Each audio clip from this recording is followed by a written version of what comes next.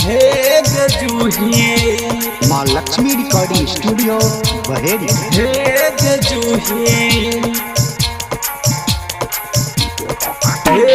DJ Kanchan Raj Hajipur Vaishali. गजूही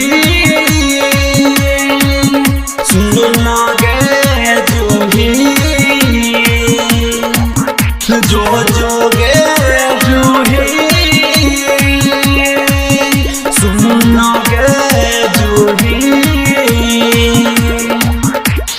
हे गजूही हे गजूही बता देना तू ही कि ये हमारा छोर लगे बोले कि ये हमारा छोर लगे। कौन कमी रहे हमारा में, कौन कमी रहे हमारा में जे दोसरा के संगे तू चल गेल गे। हे गजूही बता देना तू ही कि ये हमारा छोर लगे बोले कि ये हमारा छोर लगे बोले कि ये हमारा छोर लगे छोर लगे।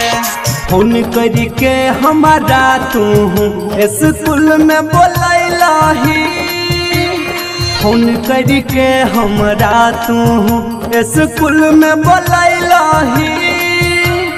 भाई बापू के बोला के हमरा खूब पिटबैलही, हमरा से करके धोखा, हमरा से करके धोखा दोसरा से शादी तू चलही गे।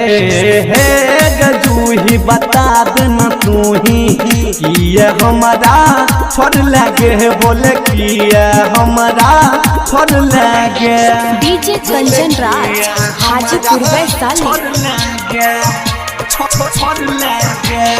आज उजाला सुमंत के संग घर अपन बसैलही, आज उजाला सुमंत के संग घर अपन बसैलही। अमोदला बेलक जिंदगी में अगिया लगैलही। हमारा तू कना के, हमारा तू कना के गे जानू ससुरा में न खुश रही पैबही गे। हे गजूही बता देना तू ही कि ये हमारा छोड़ लगे बोले कि ये हमारा छोड़ लगे। माँ लक्ष्मी रिकॉर्डिंग स्टूडियो बहेड़ी।